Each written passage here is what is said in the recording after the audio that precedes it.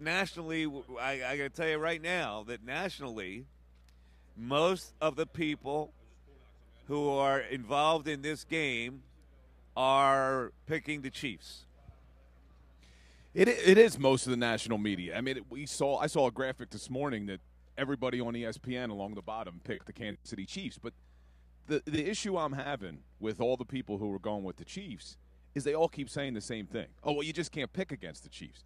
But if you actually look at the matchups and you actually look at the teams side by side, the Eagles are the better team. The Eagles are the better team in every single area except for quarterback and head coach. And I know that that's a very big deal, but I don't think the drop-off is so drastic between Patrick Mahomes and Jalen Hurts. Certainly there's a drop-off. I'm not taking anything away from Mahomes. But when you put Jalen Hurts on this team that the Philadelphia Eagles have and compare it to this Chiefs team, I'm feeling good about the Eagles' chances on Sunday. I am too. However, I am not as confident of a convincing win as you are. So I don't know. Let's look at some matchups here. The Kansas City Chiefs, I believe, are going to test Oren Burks with tight ends. Look, if you look at, and I know it was Nakobe Dean, but if you look at the regular season, the Philadelphia Eagles defense was number one in the NFL against tight ends. Number one in yards per game allowed. Now, I understand in the playoffs they let Zach Ertz kind of do his thing last week, and that skews the numbers for what happened in the playoffs. But I'm not as concerned about it. I think when you look at that Chiefs offense, Fangio's smart enough to know, well, who do you want to take away? You want to take away Travis Kelce, and I think they'll have some things in place to try to limit the amount of touches that he's going to get. But this season, Mike, in the regular season, they only gave up 35 yards per game to tight ends. Now, last week, Ertz goes for 11 catches, 104 yards, but was that part of the game plan? Were they allowing Ertz to kind of get the middle of the field because they knew that methodical approach? Ertz wasn't going to be a game breaker by any means, so they took away Terry McLaurin. They took away some of Jaden Daniels' other reads and forced him to go to the tight end. I think Oren Burks is going to be just fine, and I wouldn't be surprised if you see more of Cooper DeJean lined up on Travis Kelce as well, maybe Chauncey Gardner-Johnson or Reed Blankenship. I don't know if you're just going to leave Oren Burks on an island with Travis Kelce. All right, so let's look at how certain people see the matchups here. And I'm just going to read what I've read from people who analyze NFL football and cover analyze football. Here's the first statement. Kansas City will score 25 to 30 points. And the caveat is saying, I don't think that's that difficult to do against the Philly defense right now. And they go back to the Rams game. The Rams moved the ball when they were in rhythm, when they were doing a hurry-up offense, those things like that. But the Rams moved the ball a lot when the Eagles were in soft coverage at the end of the game. All right, that's one thing. Well, I think that's Your ridiculous. retort to that. I think Okay, it's ridiculous. Well, it's absolutely ridiculous. Well, first of all, the Eagles' defense gave up this season 17.8 points per game, okay? The Kansas City Chiefs only averaged 22.6 points a game. Mm-hmm. They had not scored more than 30 points until last week against the Buffalo Bills.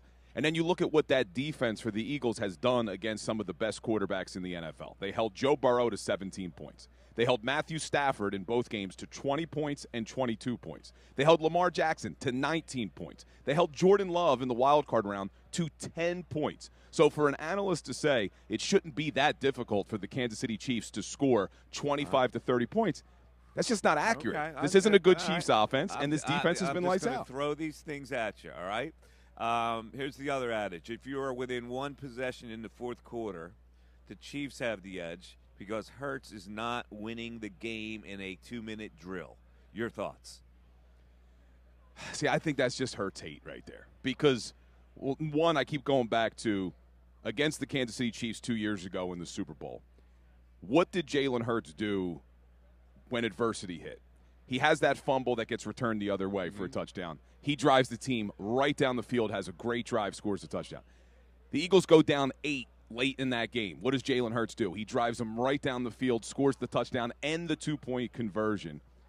And I don't know why anyone would think that Jalen Hurts, we've seen this season when they've gone a little bit hurry up, when they've gone with a little bit of tempo, that Jalen Hurts has performed very well. So I think that's just Hurts hate. What has Hurts shown to make people say, oh, well, in a 2-minute drill, he's not going to be able to do it? All right. Now, here's some things in the Eagles' favor.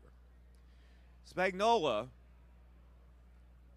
if you look at it closely, to stop Saquon Barkley, will put his defense in a lot of 5-1, 6-1 defensive alignments.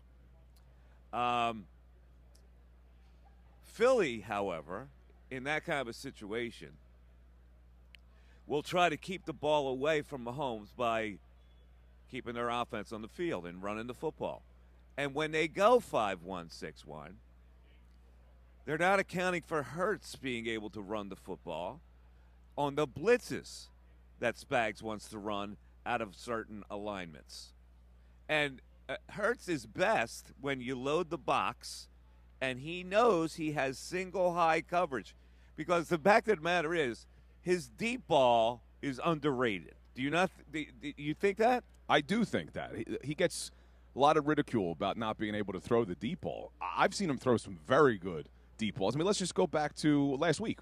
What was it, the fourth and 5 call? Pressure in his face. He throws a dime to A.J. Brown down the left sideline. So he seems to have more confidence with single high coverage that he can complete those long passes. And if Spags goes into the shell coverage, the Eagles just keep handing the ball off. So whatever Spagnuolo does, the Eagles really have a counter. They should have a counter. And look, we've been saying this for a few weeks now. Every single defensive coordinator comes into a game against the Eagles and says, we have to take Saquon Barkley away. They haven't been able to do it. And when you look at this Chiefs defense, last week they let James Cook, who's nowhere near as good of a running back as Saquon Barkley. Good running back, but not Saquon Barkley. He averaged 6.5 yards per carry. In the week before, Joe Mixon averaged 4.9 yards per carry. In the playoffs, the Chiefs are giving up 148 rushing yards a game. So they're going to come in here and try to game plan to stop Saquon.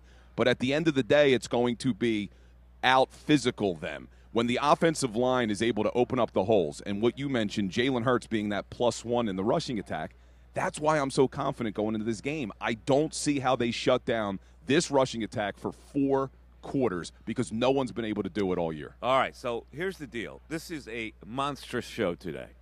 We're going to have all kinds of people on, including Roddy McLeod, who was in the last Super Bowl triumph for the Philadelphia Eagles. We're going to have Mike Garafalo, who covers the league, local guy, one of my ex-producers way back in the day, will join us now with the NFL Network. Tim McManus, who covers the Eagles for ESPN.com, will join us a little later in the show. And we're going to have to wedge in some basketball because Daryl Morey has a press conference today, but he will also sit down exclusively with me here at 12:30. So in the middle of all this football stuff, I want to get to the bottom of the 76ers. The first time I've had a chance to talk to the general manager, Daryl Morey, since this season has gone on. And I have a lot of questions. Yeah, I got a lot of problems with you people. I am really looking forward to that interview because I know we've talked a lot about the Sixers. I know what your opinion has been. I was dead wrong about this roster going into the season, and you were very correct about things. I'm looking forward to seeing what questions get asked and really what questions get answered by Daryl Morey. I'm sure he's going to try to skirt some of these questions, but I know you'll hold them down. All right. Now, Eagle fans, I need to have you pumped today because I'm going to throw a number at you that's not going to make you feel good. Of the 67 people that cover the NFL for ESPN, 41 of them have picked the Chiefs in this game. Doesn't surprise 41 to 26 in the Chiefs' favor, and the most common score they come up with is 27 to 24. And the Super Bowl MVP favorite in this game is Patrick Mahomes at plus 105. Bigger favorite than anybody else on the board here. It doesn't surprise me though, and honestly, and I'm not even angry about it because until someone knocks the king off the mountain, you keep picking him. All right, so there you go. It's in your face, Eagle fans. And here's how you get in. 610-632-9222. 0975. 610-632-0975. On the text board or with your phone calls. This is it. We're going into the weekend of football. The last show right here, the Mike Missanelli Show, live from Radio Row in New Orleans. Back after this. Hey, everybody, it's Bill Colarulo. Thanks for watching. We appreciate it. Make sure you like and subscribe to our channel so you can engage during the show, and you're not going to want to miss all the content that we post. It's not only the live videos. It's videos after the fact. It's our shorts. It's all the content you want as a Philadelphia sports fan. Looking forward to connecting.